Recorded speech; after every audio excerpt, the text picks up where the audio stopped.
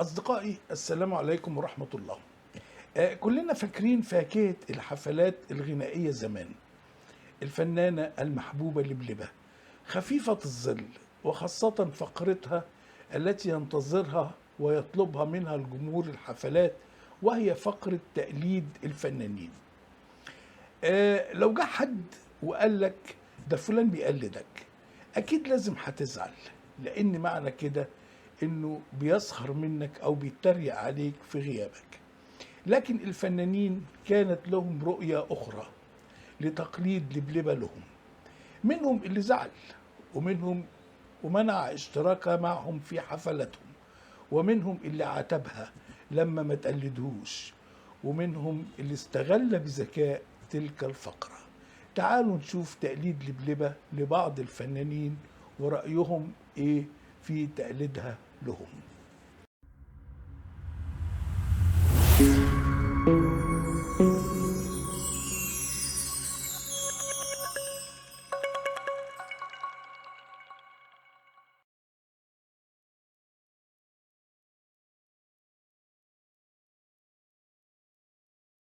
فايزة أحمد كانت تعاتب لبلبة لما ما تقلدهاش.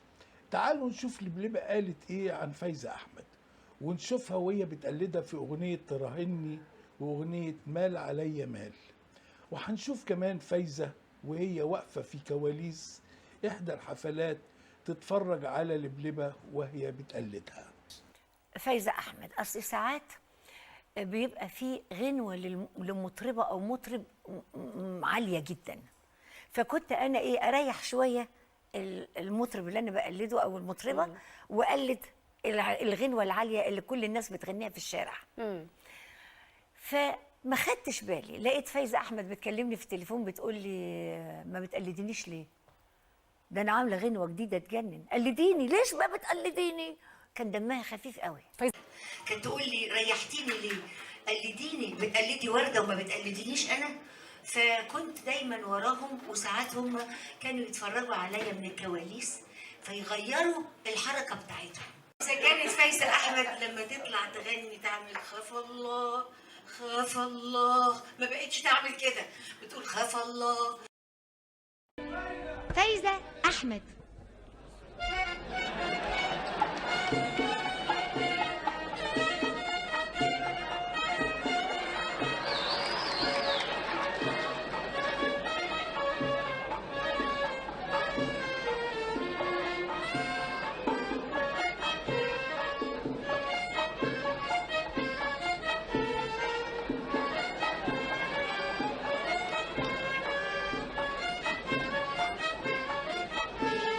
تراهني تراهني تراهني يا حبيب أيامي، لو قربك غاب عني سنين، أيامنا حتجيبك تاني، أيام الماضي الحلوين. تراهني أنا وقلبي، تراهني على حبي، تراهني أنا وقلبي، تراهني على حبي يا حبيبي يا حبيبي.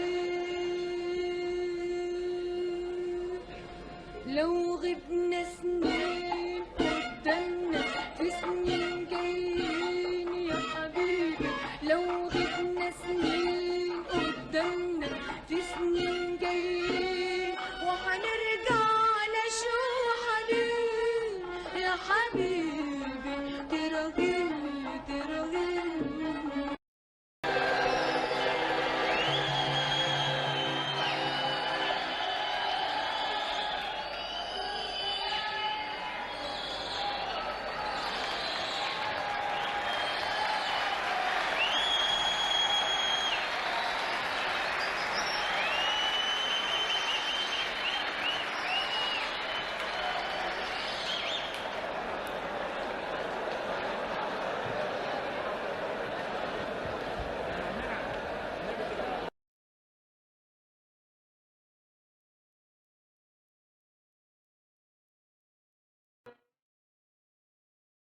محمد عبد المطلب، الفنان الشعبي الكبير محمد عبد المطلب، أول فنان قلدته لبلبة.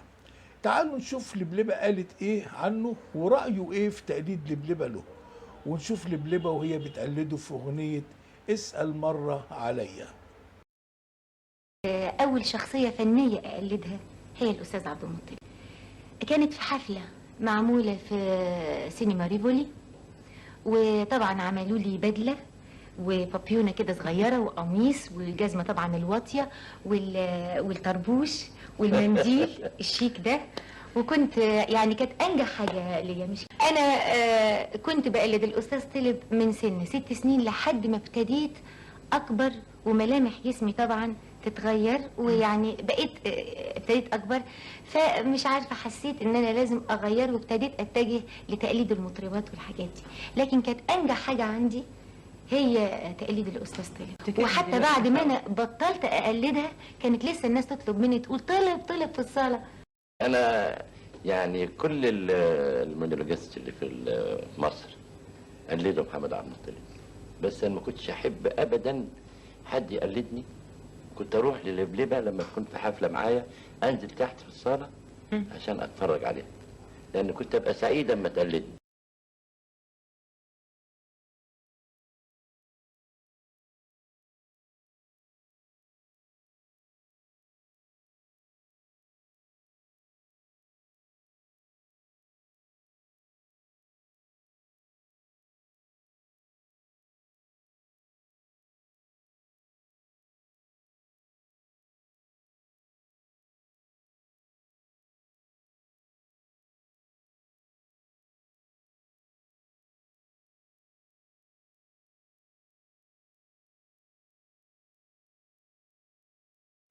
فايدة كامل.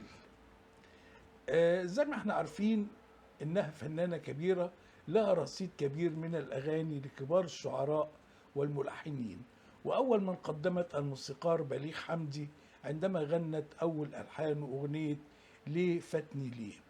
لكن نشاطها الفني قل عندما تفرغت للعمل السياسي بمجلس الشعب. تعالوا نشوف لبلبة وهي بتقلدها في اغنيتين، اغنية يا قلبي قول لي حكايتك ايه، واغنية حلاوتهم، وايه رد فعلها على تقليد لبلبة لها. فايدة كامل.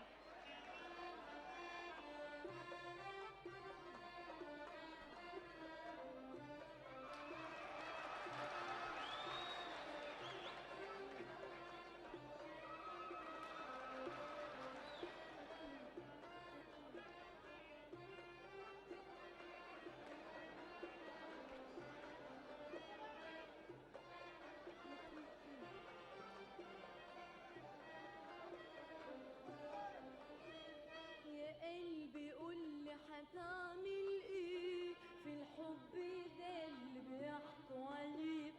يا قلبي قولي هتعمل ايه في الحب ده اللي بيحكوا عليه. بتقولي اسكت ليه؟ هو الكلام على الحب حرام ولا انت ناسي مين انا؟ ده انا فوت 16 سنة. فايدة كامل.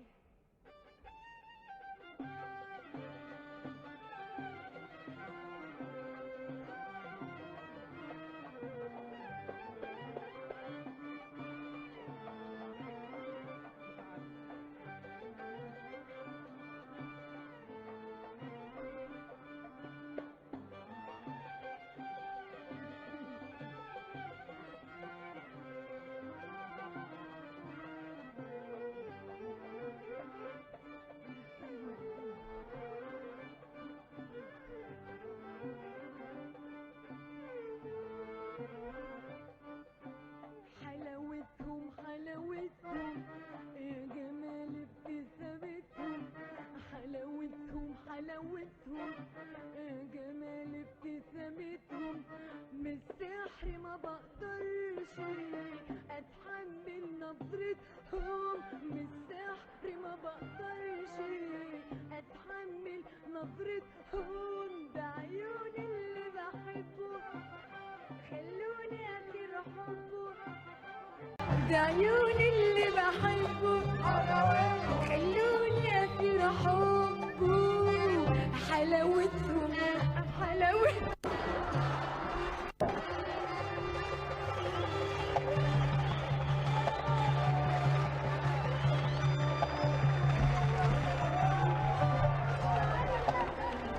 كلكم شايفينها وساكتين.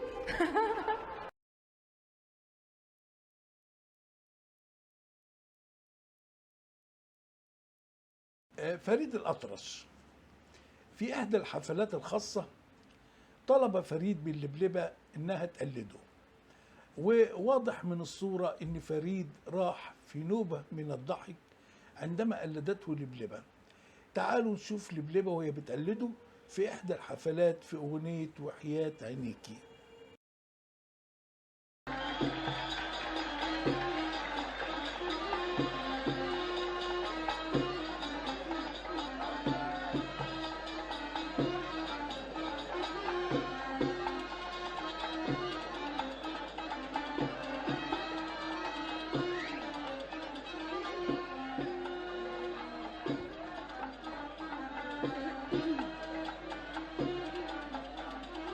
وحياة عينيكي مشتاق إليكي وليه دموعي تهون عليكي. وحياة عينيكي مشتاق إليكي وحياة عينيكي.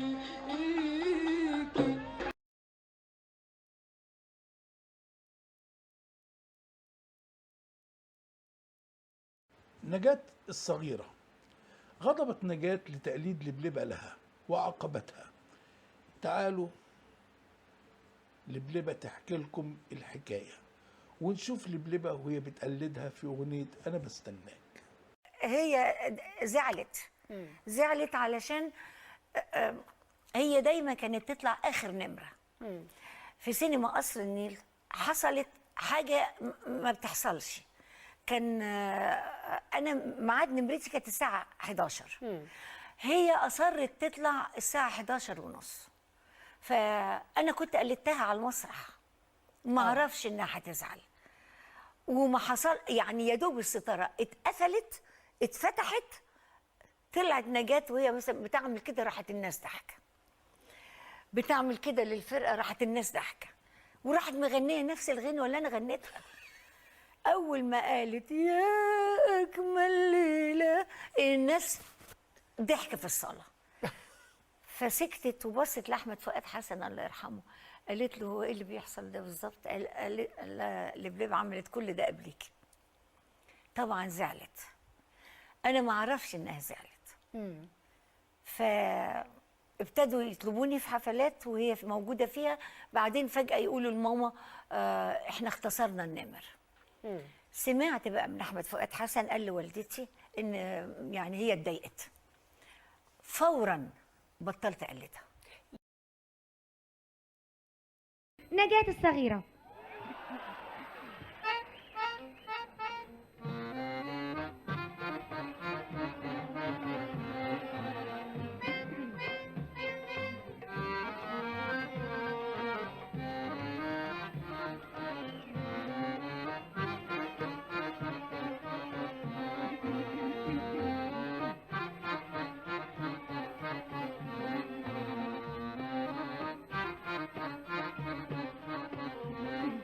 من الشباك وانا واقفة على الشباك، انا والشوق وناره الحلوة بستناك يا اجمل ليلة في عمري حبيبي جاي، يا وردة بيضة في شعري حبيبي جاي، عقد ياقوت على صدري حبيبي جاي،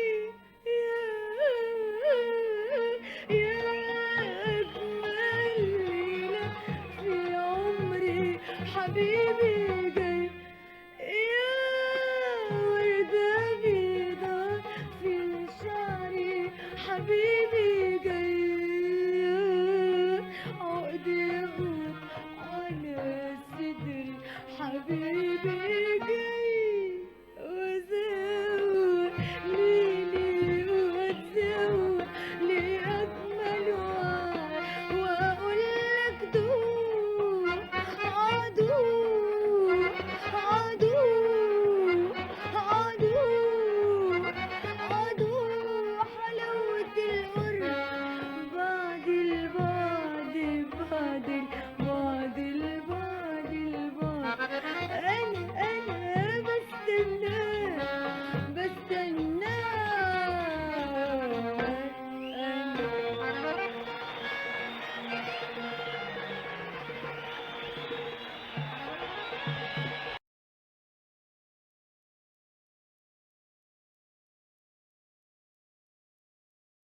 عبد الحليم حافظ كان يحرص على اشتراك لبلبة في حفلاته، واستغل بذكاء فقرة تقليد لبلبة للفنانين.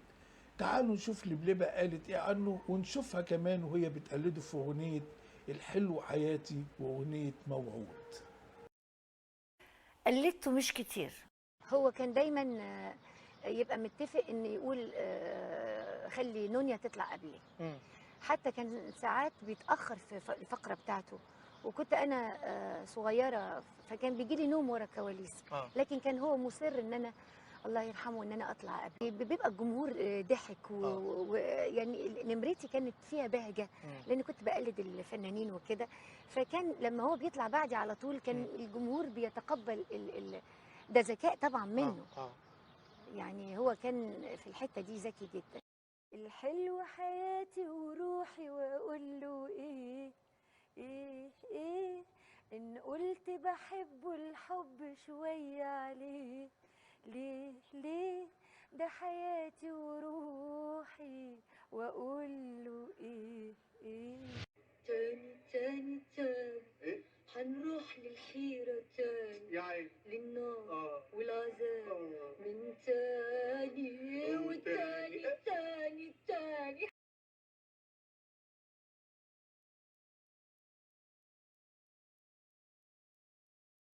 ام كلثوم لم تفكر لبلبة يوما تقليد ام كلثوم، لكنها فوجئت بام كلثوم في احدى الحفلات الخاصة بتقدم لها منديلها وتقول لها قلديني. يا ترى لبلبة عملت ايه؟ انا ما جيتش قلدت كل المطربين والكبار، بس ما جيتش ناحيه سيده الغناء العربي ام كلثوم لوحدي. ما فكرتش حتى اقلدها قدام اهلي. بالصدفه كان في حفله خاصه هي كانت محضرها، فشافتني وانا بقلد الفنانين. فجاه اتفاجئت انها دخلت قامت من الكرسي وادتني منديلها وقالت لي قلديني. انا مش ممكن انسى اليوم ده. طبعا انا كان عندي 7 سنين وقتها، واتخضيت ان انا بشوفها قدامي وبتديني منديل بتقول لي يلا بقى قلديني اما اتفرج عليكي. اقول ايه للموسيقيين؟ هتعزفوا ايه؟ طبعا كنت محرجه. وبعدين الموسيقيين لوحدهم راحوا عاملين انت النعيم ولا انا الاغنيه بتاعتها الجميله دي. فلقيت نفسي بقلدها، لكن قلدتها قدامها بس وما قلدتهاش ابدا بعد.